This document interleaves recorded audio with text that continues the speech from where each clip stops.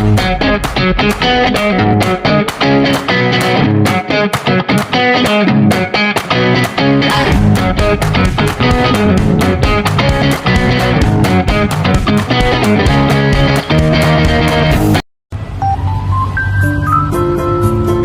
saya memilih film Inside Out untuk dianalisis karena film ini menampilkan gambaran yang sangat jelas mengenai perkembangan emosional, moral, kognitif anak melalui tokoh utama Riley.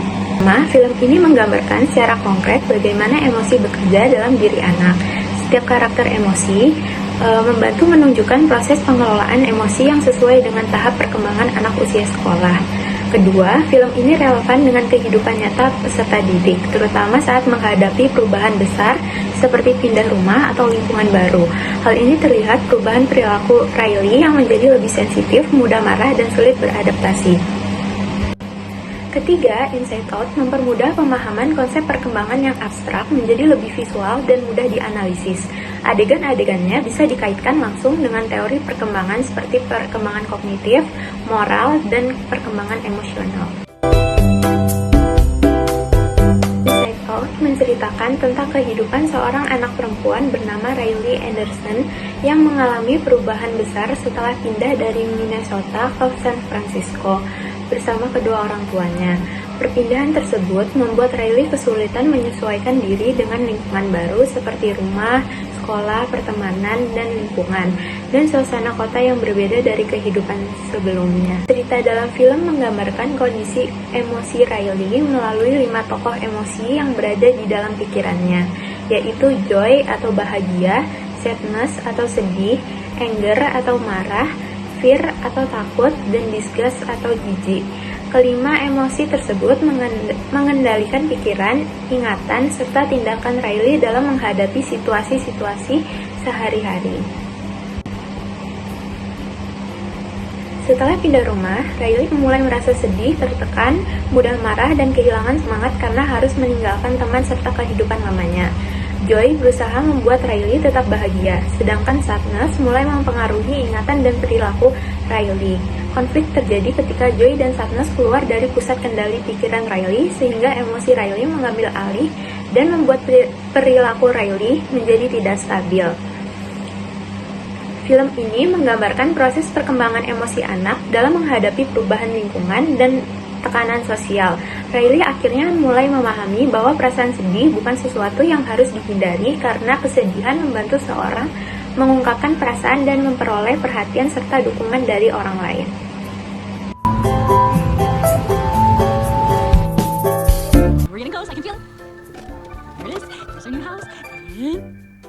Riley menatap rumah barunya di San Francisco dengan ekspresi bingung dan kecewa setelah sampai dari perjalanan panjang.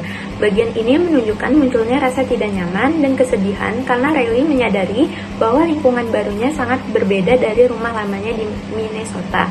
Reaksi Riley memperlihatkan bahwa perubahan lingkungan mulai mempengaruhi kondisi emosional dan menimbulkan rasa kehilangan terhadap kehidupan sebelumnya. Riley memeluk kedua orang tuanya setelah bermain bersama di rumah baru.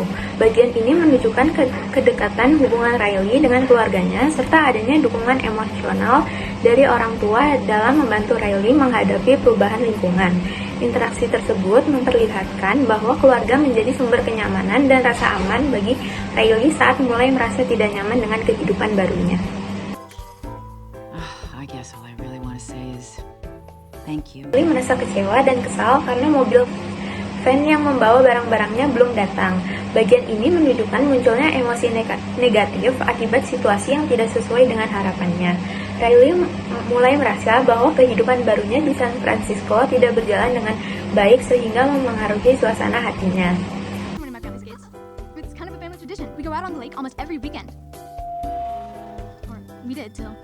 Riley menceritakan bahwa dirinya dulu senang bermain hoki bersama teman-temannya sebelum pindah ke San Francisco. Riley mengatakan bahwa semuanya terasa baik-baik saja sebelum dirinya pindah rumah.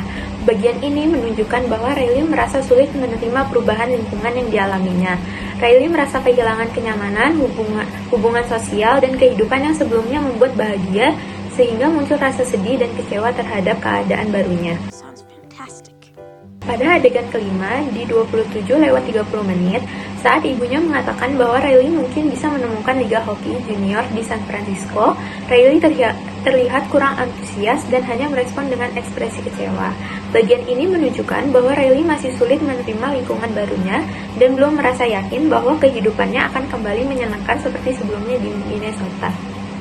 Did you feel any earthquakes? Is it pretty cool? Yeah, it's good. What happened with the playoffs? We won the first game. Coach says we might actually go to the finals this year. Oh, and we've got this new girl on the team. She's so cool. Riley terlihat cemburu ketika temannya membicarakan anak hoki baru yang dianggap keren. Bagian ini menunjukkan munculnya emosi cemburu dan rasa tidak nyaman karena Riley merasa posisinya mulai tergantikan dalam lingkungan sosial dan aktivitas yang sebelumnya dekat dengannya. Riley terlihat meluapkan emosinya dengan membanting stik hoki setelah mengalami tekanan saat bermain. Tindakan ini menunjukkan bahwa Riley sedang berada dalam kondisi marah dan frustasi karena merasa tidak puas dengan performanya di lapangan. Emosi tersebut membuatnya kehilangan kendali sehingga ia mengekspresikan kekesalannya secara langsung melalui tindakan fisik. Riley akhirnya tidak tahan dengan tekanan emosional yang ia rasakan. Ia merasa sangat rindu rumah, teman-temannya, dan kehidupan lamanya di Minnesota, sehingga ia memutuskan untuk kabur dan mencoba kembali ke tempat yang menurutnya bisa membuat merasa pulang. Bagian ini menunjukkan bahwa Riley sedang berada di puncak konflik emosinya antara rasa sedih, kecewa, dan keinginan untuk kembali ke masa lalu yang lebih nyaman.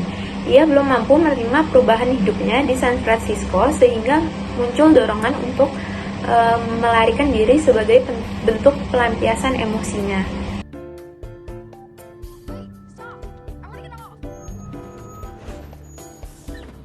Riley menghentikan usahanya untuk kabur dengan bus dan akhirnya turun dari bus di San Francisco. Dia sadar kalau dia sebenarnya tidak benar-benar ingin pergi jauh dari rumah atau meninggalkan orang tuanya. Bagian ini menunjukkan bahwa setelah emosinya mulai kembali seimbang, Riley mulai bisa berpikir lebih jernih. Ia menyadari bahwa keputusan untuk kabur itu muncul karena dorongan sedih dan kecewa yang terlalu kuat. Akhirnya, ia memilih untuk tidak melanjutkan pelarian dan mulai terbuka untuk kembali ke keluarganya. Berdasarkan teori temperamen Thomas and Jess, Riley pada awal cerita dalam Inside Out menunjukkan tipe easy child. Hal ini terlihat dari kepribadiannya di Minnesota yang ceria, aktif, dan mudah beradaptasi dengan lingkungan sosialnya. Ia menikmati rutinitas sehari-hari, terutama bermain hoki bersama teman-temannya, serta mampu menjalin hubungan sosial dengan baik tanpa menunjukkan kesulitan berarti.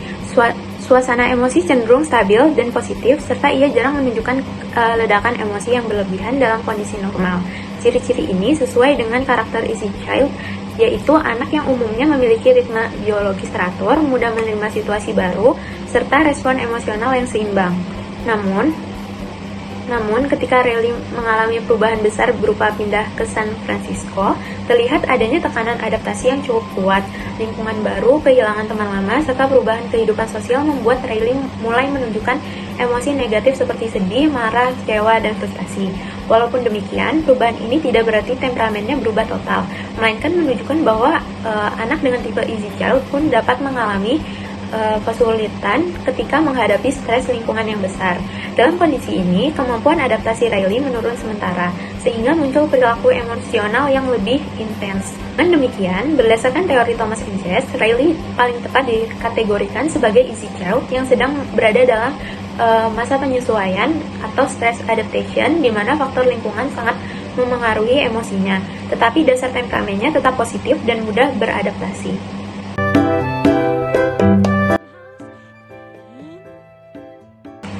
Riley pindah dari Minnesota ke San Francisco dan mulai menyadari hidupnya berubah total, seperti rumah, sekolah, dan teman.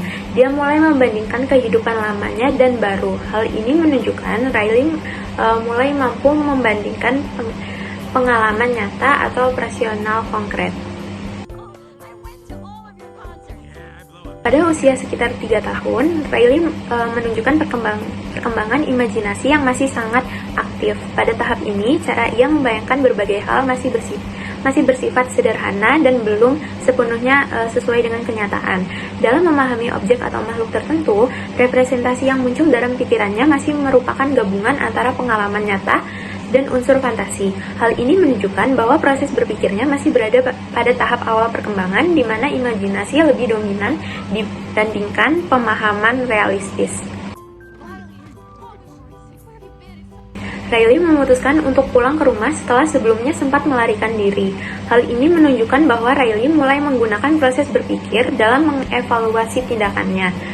Dengan mempertimbangkan dampak dari keputusan yang telah ia ambil serta kondisi keluarganya, ia tidak lagi hanya bertindak berdasarkan emosi sesaat, tapi mulai menyadari bahwa kembali ke rumah merupakan pilihan yang lebih tepat untuk menyelesaikan masalah yang dihadapinya. Berdasarkan teori perkembangan kognitif Piaget, Riley pada awal cerita dalam Inside Out berada pada tahap operasional konkret. Pada tahap ini, anak mulai mampu berpikir logis mengenai hal-hal yang bersifat nyata dan berdasarkan pengalaman langsung. Hal ini terlihat ketika Riley mampu memahami perubahan besar dalam hidupnya setelah pindah dari Minnesota ke San Francisco, seperti perbedaan lingkungan rumah, sekolah, serta hubungan sosialnya. Ia juga mampu membandingkan kondisi kehidupan lama yang dianggap menyenangkan dengan kehidupan barunya yang terasa asing dan kurang nyaman. Proses ini menunjukkan kemampuan Riley dalam mengolah informasi berdasarkan pengalaman konkret yang pernah ia alami. Selain itu, Riley juga menunjukkan kemampuan kognitif dalam memahami situasi sosial di sekitarnya. Ia mulai menyesuaikan sikap dan interaksi dengan orang tuanya serta orang-orang di sekitarnya. Seperti berusaha tetap terlihat baik-baik saja meskipun sebenarnya sedang merasa tidak nyaman. Hal ini menunjukkan bahwa Riley sudah mulai mampu mempertimbangkan kondisi sosial dalam berpikir dan bertindak. Namun, kemampuan berpikirnya masih terbatas pada hal-hal yang bersifat nyata dan belum sepenuhnya mampu mengelola situasi secara abstrak atau kompleks, terutama ketika menghadapi tekanan emosional yang besar. Dengan demikian, perkembangan kognitif Riley dalam cerita ini menunjukkan karakteristik tahap operasional konkret, yaitu kemampuan berpikir logis berbasis pengalaman nyata, kemampuan membandingkan situasi, serta mulai berkembang pemahaman terhadap kondisi sosial meskipun masih terbatas dalam menghadapi situasi yang membutuhkan kontrol diri dan pemikiran yang lebih kompleks. Selain teori Jean Piaget, adegan saat Riley berimajinasi pada usianya yang masih 3 tahun bisa dikaitkan dengan teori Lev Vygotsky yang menyatakan bahwa perkembangan kognitif anak, termasuk imajinasi, terbentuk melalui interaksi sosial dan lingkungan sekitarnya. Apa yang anak lihat, dengar, dan alami akan menjadi dasar bagi cara mereka membangun pemahaman dan gambaran dalam pikirannya. Dalam scene ini, imajinasi Riley terlihat muncul dalam pengalaman yang ia miliki, sehingga bentuk pemikirannya masih sederhana dan bercampur dengan hal-hal yang ia temui di sekitarnya. Dengan kata lain, lingkungan memiliki peran yang penting dalam membentuk cara anak berimajinasi dan memahami dunia.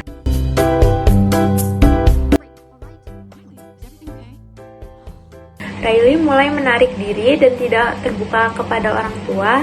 Hal ini menunjukkan bahwa Riley memiliki kecenderungan moral yang masih egosentris, lebih fokus pada perasaan sendiri tanpa mengkomunikasikan masalahnya.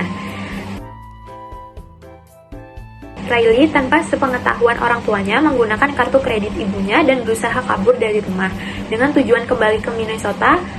Hal ini menunjukkan bahwa Riley sedang berada dalam kondisi emosi yang tidak stabil sehingga mendorongnya melakukan tindakan impulsif untuk menghindari situasi yang sedang ia hadapi. Riley kembali ke rumah dan mulai jujur pada orang tua. Hal ini menunjukkan perkembangan moral Riley lebih matang dengan memahami pentingnya kejujuran dan hubungan keluarga dalam menyelesaikan konflik. Menurut teori perkembangan moral Lawrence, moral seseorang berkembang melalui 3 tingkat, yaitu prakonvensional, konvensional, dan pasca konvensional. Pada tingkat prakonvensional, individu bertindak berdasarkan kepentingan diri sendiri dan emosi, tanpa mempertimbangkan aturan sosial secara matang. Pada tingkat konvensional, individu mulai memahami aturan, nilai sosial, serta pentingnya hubungan dengan orang lain. Sedangkan pada tingkat pasca konvensional, individu sudah mampu berpikir berdasarkan prinsip moral yang lebih tinggi seperti kejujuran dan keadilan. Dalam film Inside Out, Riley pada awalnya menunjukkan tahap prakonvensional ketika ia menarik diri dan tidak terbuka kepada orang tuanya karena masih berfokus pada perasaannya sendiri. Saat Riley menggunakan kartu kredit ibunya tanpa izin dan mencoba kabur dari rumah, hal ini menunjukkan keputusan yang impulsif dan dipengaruhi emosi tanpa mempertimbangkan aturan. Namun pada akhir cerita, ketika Riley kembali ke rumah dan mulai jujur kepada orang tuanya, ia menunjukkan perkembangan menuju tahap konvensional. Ia mulai memahami pentingnya kejujuran, keluarga, tanggung jawab, dan menyelesaikan masalah. Film Inside Out menunjukkan bahwa emosi memiliki peran penting dalam perkembangan anak.